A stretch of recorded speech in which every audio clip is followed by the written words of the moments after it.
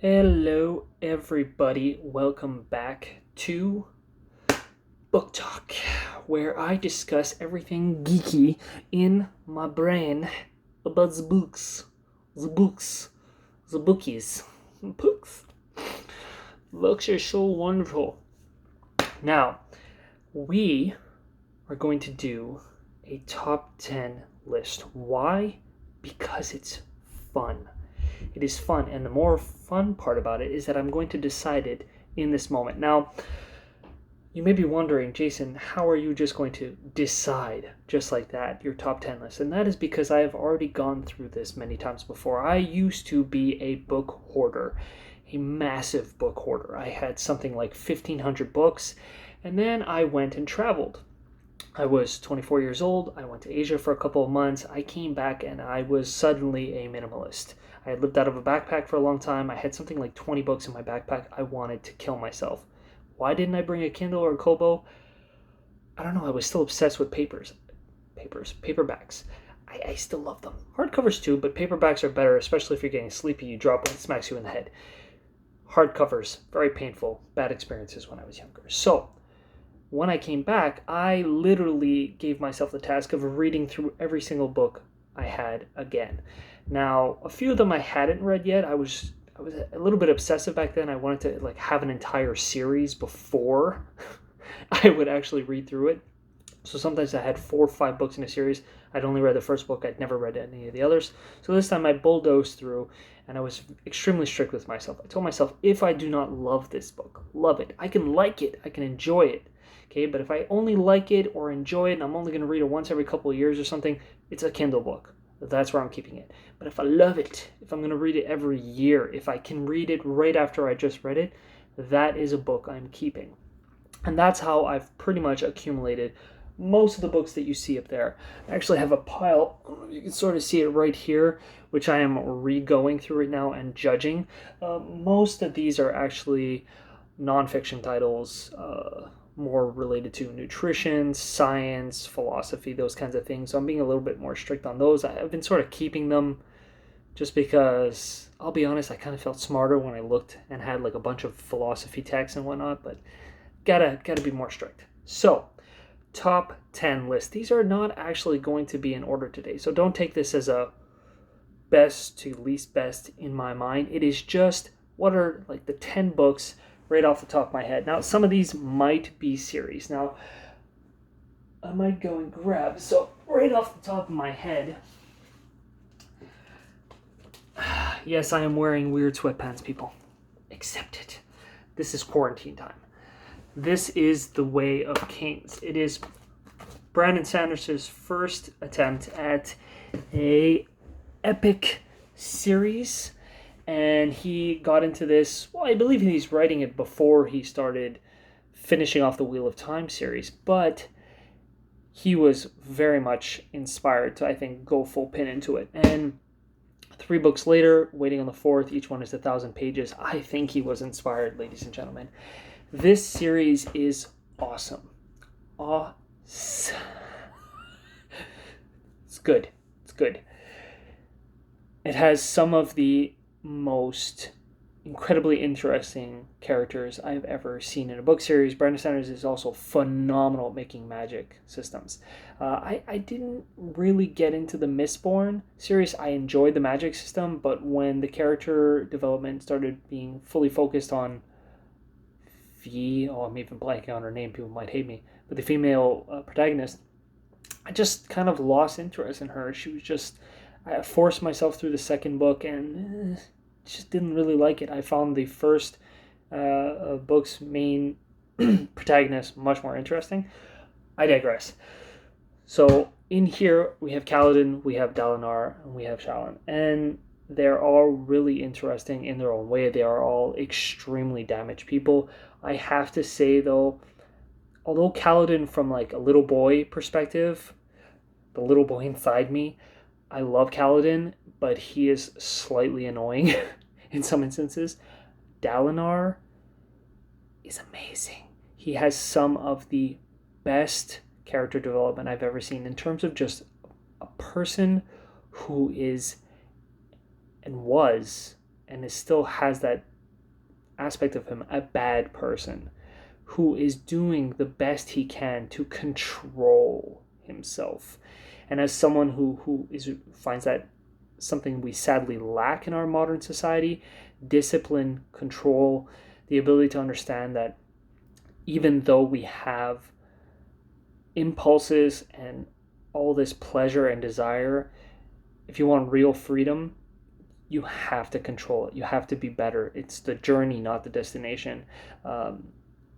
I love Dalinar's character. I love this book, and if it was made into an animated show, I would be so happy, because I don't want it to be made into an actual film or television show. I want it to be made into an animation, because the magic system in it is so awesome.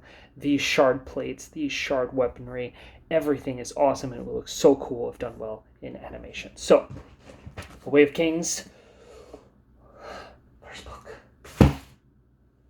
We are going to go with a little different tack now. This is actually not fantasy, but it has many fantasy-ish elements. So this is a book written by David Weber and John Ringo. There is actually 4 books in the series. It is much more sci-fi than anything. So it follows this prince, spoiled prince, who his mother is the empress of the Empire of Man, pretty much this gigantic dominion of humanity.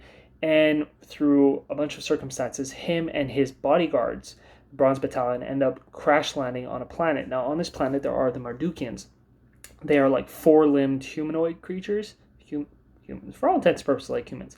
And they have to make their way from one side of the planet to the other. And as they go, they end up in different time periods. This is why I find it's much more fantasy-ish, because even though they have their sci-fi weaponry and whatnot, they end up having to learn like Roman tactics, and they see people utilizing different levels of weaponry, from swords to arbalest to eventually like naval warfare, dealing with giant creatures. It's got a lot of fantasy-ish, like medieval elements ranging throughout history, and it is a phenomenal series, phenomenal character development.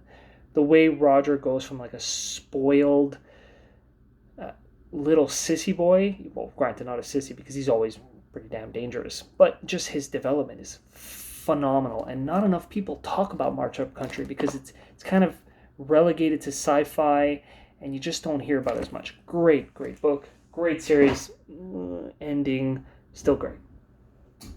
What are we gonna go with next? The Warded Man. This is the Demon Cycle, I believe the whole series is called. The Warded Man is awesome. Now, it does slow down a little bit in the later books, but especially initially when you get to know his character, oh man, so good. One of the most fascinating magic systems. It's pure raw combat. It's magic, but completely physical. The way the combat scenes are done, the brutality of it. There's no good and bad in this series, although there's one character who is actually like the main human nemesis of the protagonist, and I hate that guy. I hate him so much, and I hope he dies so badly. But amazing combat and magic in this series. If you haven't read it, you have to read it. So good. v.brett does a really great job in this series. It's just sigils and demons and some cannibalism. It's not cannibalism. He's eating demons. Really great. Really great. That's 3. We are going to go with another. It's not another, actually. It's a Brent Wheat books, which I'm actually going to say Black Prism and the Night Angel trilogy. So these are both series by Brent Wheats. And so I'll actually start with talking about Black Prism. And basically the Lightbringer series is really interesting. It has one of the most interesting magic systems ever based off of light. I mean, it's simple in some ways, but very complex. If you have not read it, you should read it. It has only a small core group of main characters, and The twists, I mean, you can sort of see the twist coming, but not really. They really punch you in the gut. You get some really good character development, but it's always kind of shades of gray.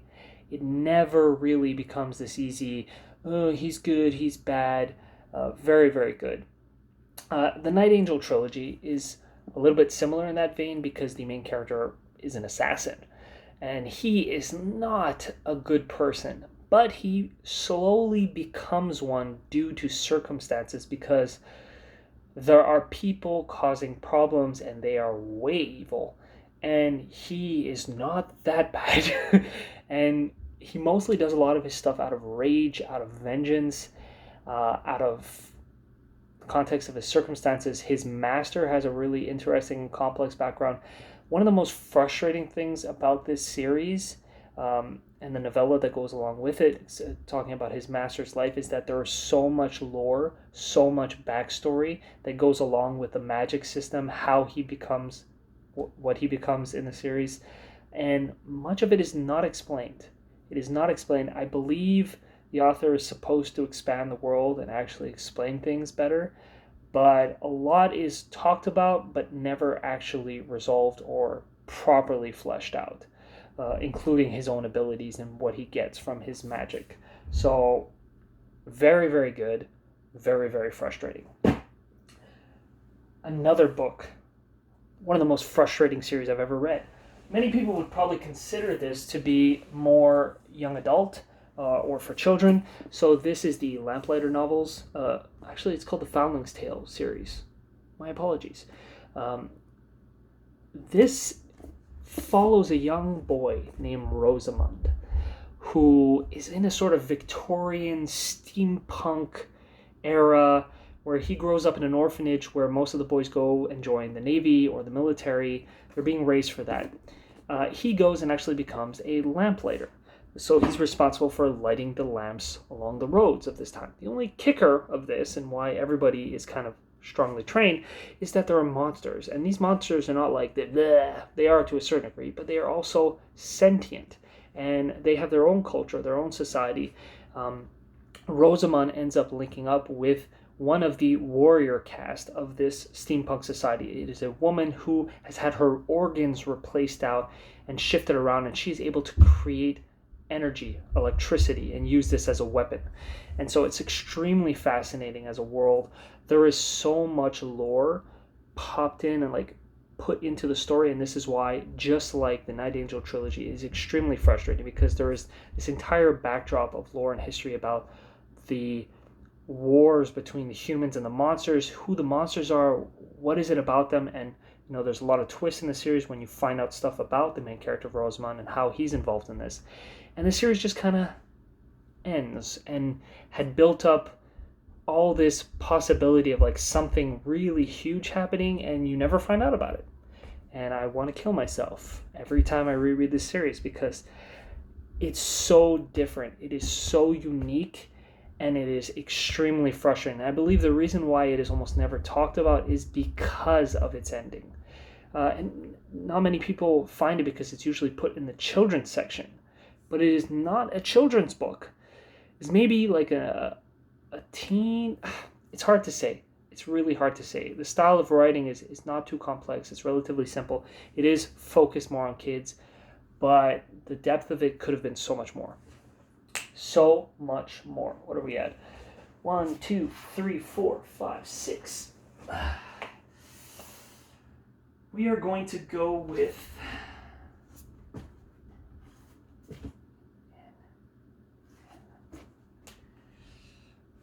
We're going to sneak a one.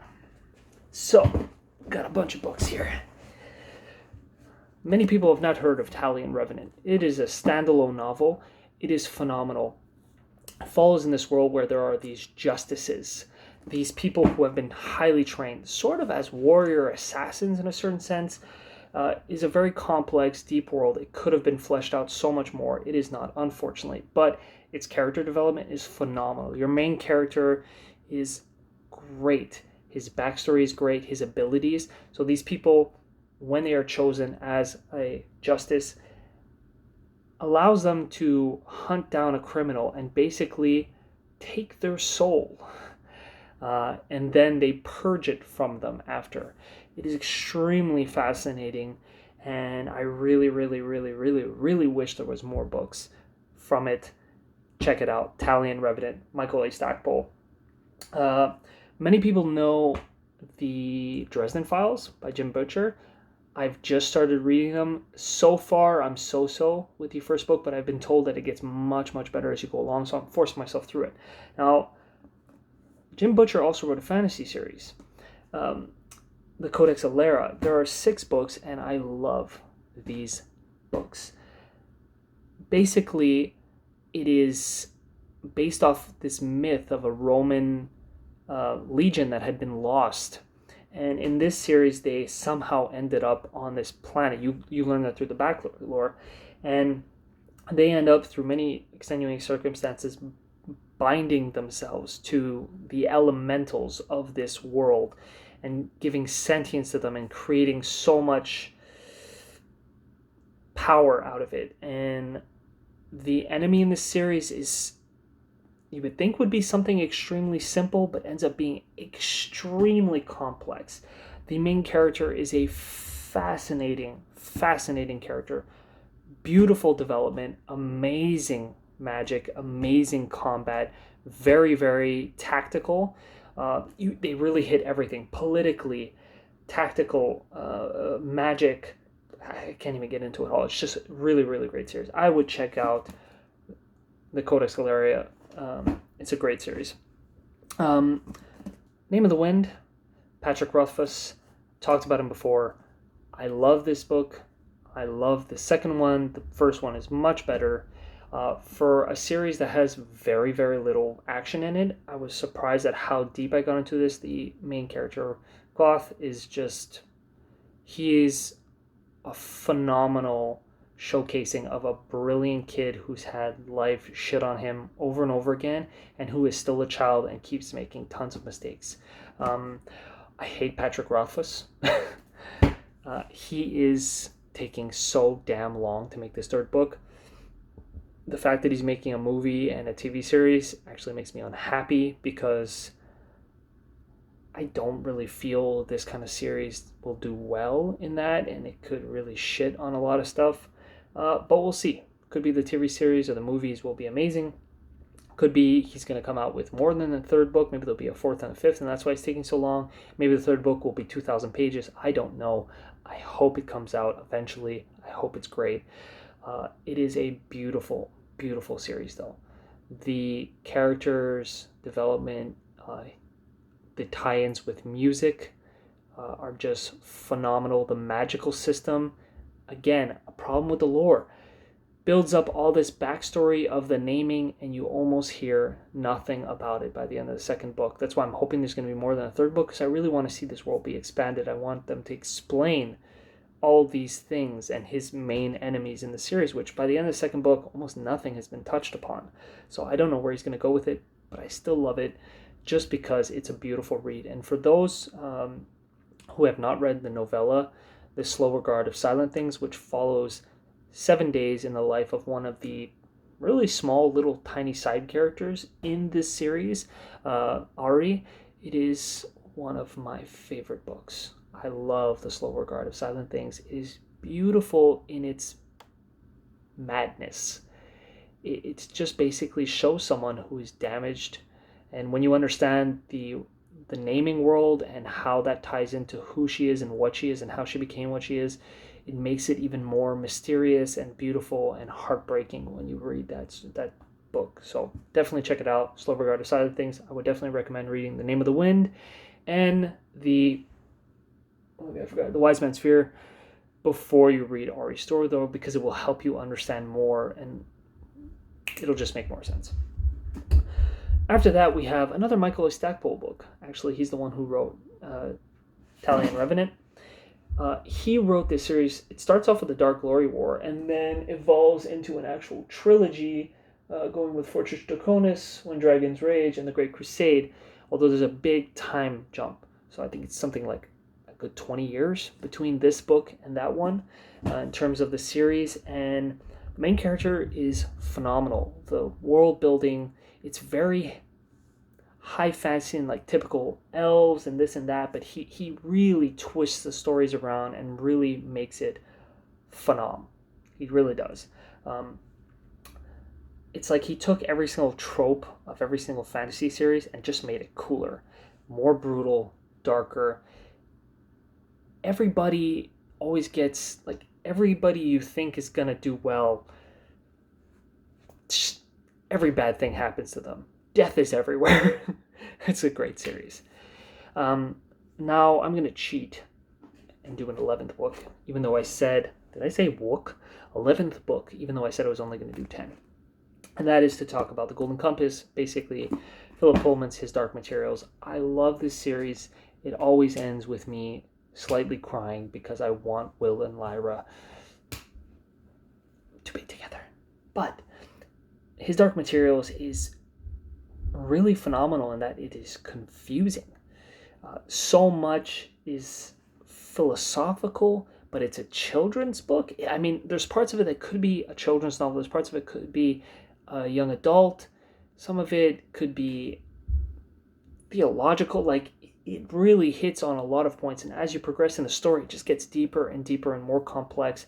And it is one of the series that shows us a child dealing with situations too big for them, and it is beautiful because of it, because you never lose sight that Lyra and Will are kids, but they do the best they can with what they have, and they are great. The world is great.